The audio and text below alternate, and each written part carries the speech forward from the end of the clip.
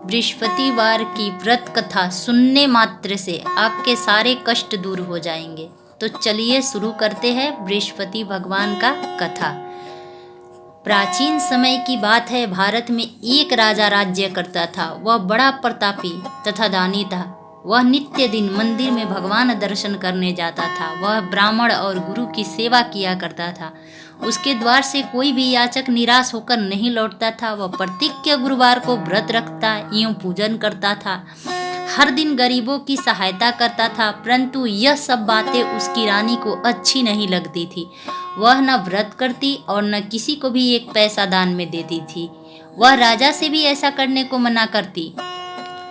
एक समय की बात है कि राजा शिकार खेलने वन को चले गए। घर पर रानी और दासी थी। उस समय गुरु बृहस्पति साधु का रूप धारण कर राजा के दरवाजे पर भिक्षा मांगने आए।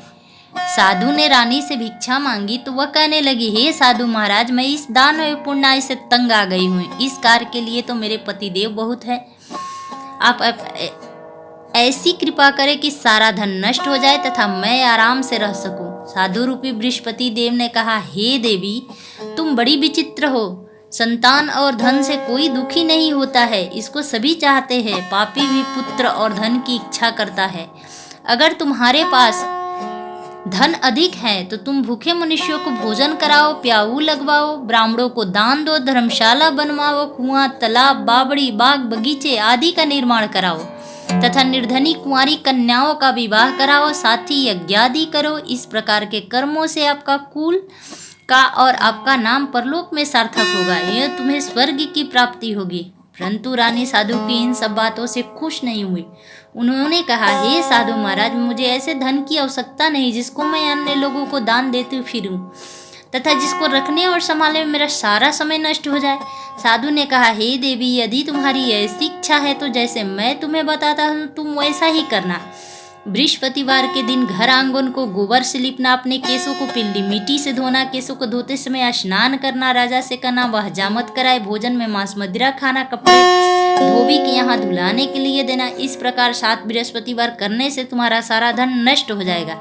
यह कहकर साधु रूपी बृहस्पति भगवान अंतर्ध्यान हो गए।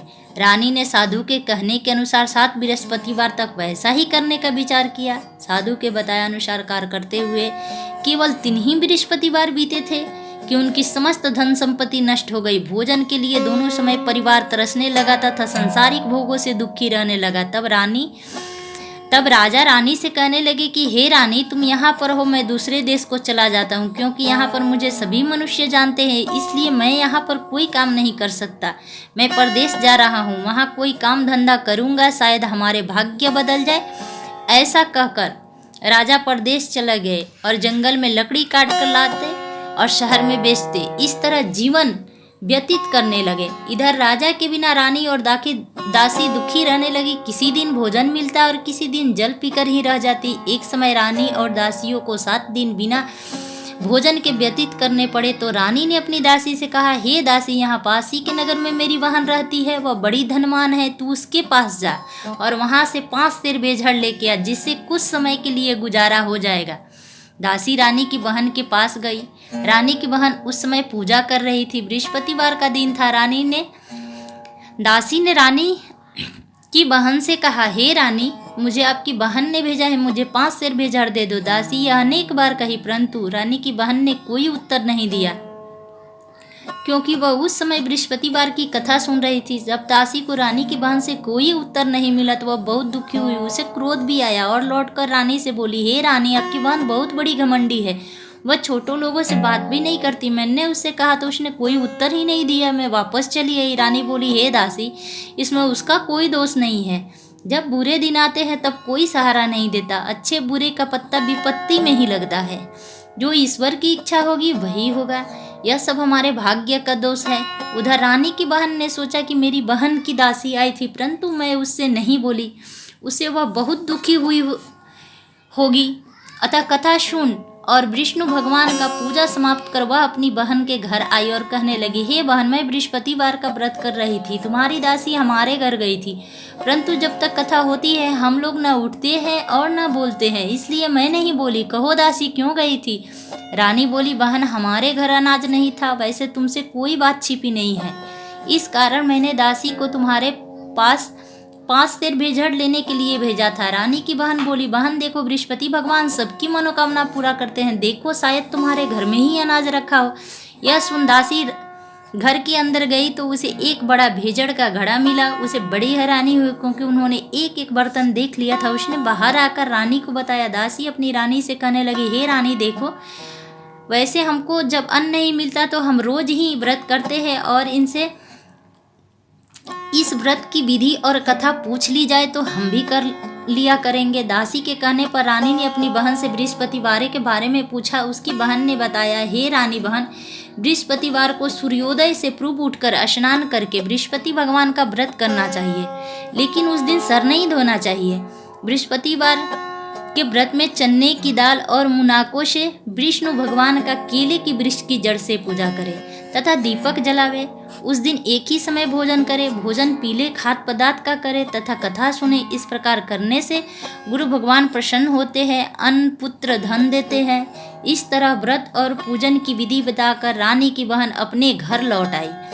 रानी और दासी दोनों ने निश्चय किया कि वे बृहस्पति देव भगवान का पूजा जरूर करेंगी। 7 दिन बाद जब बृहस्पतिवार आया तो उन्होंने व्रत रखा। घुड़सवाल में जाकर चन्ना और गुड़ बीन ले आई तथा उसकी दाल से केले की जड़ में भगवान विष्णु का पूजा किया। अब भोजन कहाँ से आए? दोनों बड़ी दुखी हुई, परंतु उन्होंने व्रत किया था, इस कारण बृहस्पति भगवान प्रसन्न थे। वे एक साधारण व्यक्ति के रूप में 2 थालों में सुंदर पीला भोजन लेकर आए और दासी को देकर बोले, हे दासी, यह भोजन तुम्हारे और रानी के लिए है, तुम दोनों करना। दासी भोजन पाकर बड़ी प्रसन्न हुई और उन्होंने रानी से बोली, रानी जी भोजन कर लो। रानी को भोजन आने के बारे में कुछ पता नहीं था, इसलिए वह दासी से बोली, तू ही भोजन कर, क्योंकि तू ही हर व्यर्थ में हंसी उड़ाती है। दासी बोली, वह व्यक्ति अभी भोजन दे गया है।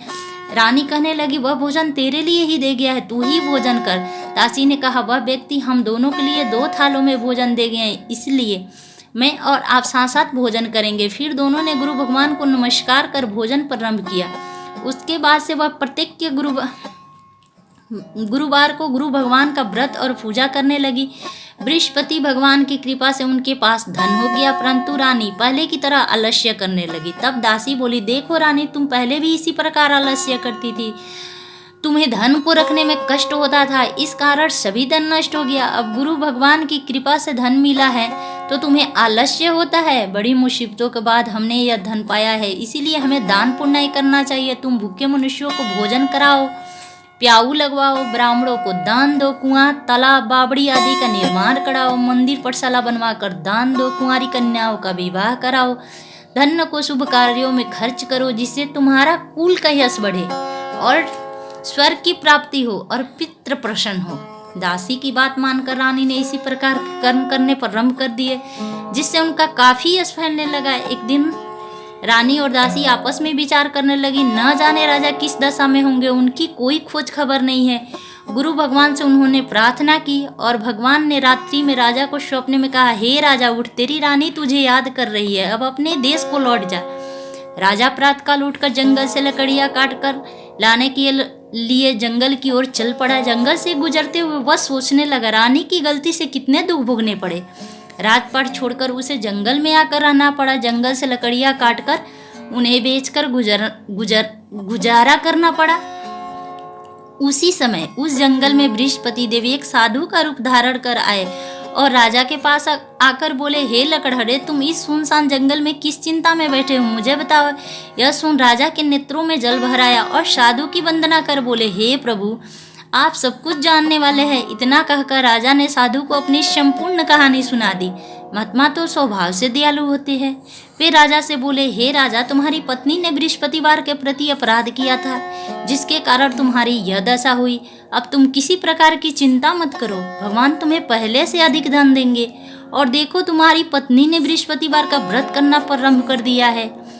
अब तुम भी बृहस्पतिवार का व्रत करके चने की दाल और गुड़ और जल को लोटे में डालकर केले के पत्तों से भगवान विष्णु का पूजा करो, फिर कथा कहो या सुनो। भगवान तुम्हारी सारी मनोकामनाओं को पूरा करेंगे। साधु को प्रसन्न देखकर राजा बोले, हे प्रभु, मुझे लकड़ी बेचकर इतना पैसा ही नहीं बचता जिसे मैं भोजन के उपरांत कुछ बचा सकूं। मैंने रात्रि में अपनी रानी को व्याकुल देखा है। मेरे पास कोई साधन नहीं जिससे मैं समाचार जान सकूं। फिर मैं बृहस्पतिवार की कौन सी कहानी कहूँ या सुनूं? मुझको तो कुछ भी मालूम नहीं है। साधु ने कहा, हे राजा, तुम किसी बात की चिंता मत करो। बृहस्पतिवार के दिन तुम रोजाना की तरह लकड़ियाँ लेकर शहर में जाओ।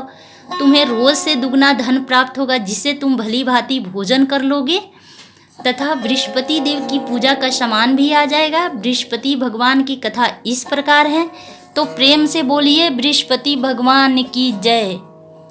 आप सभी को बृहस्पति भगवान की कथा कैसा लगा? अगर आप लोग को अच्छा लगा तो लाइक कमेंट कीजिएगा, शेयर कीजिएगा और आप सभी को सब्सक्राइब कीजिएगा मेरे चैनल को और कमेंट कर बताइएगा कि मेरा कथा आप लोग को कैसा लगा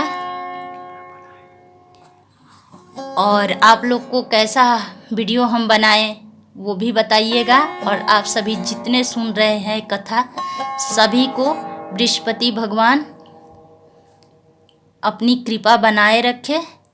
बृहस्पति भगवान की जय।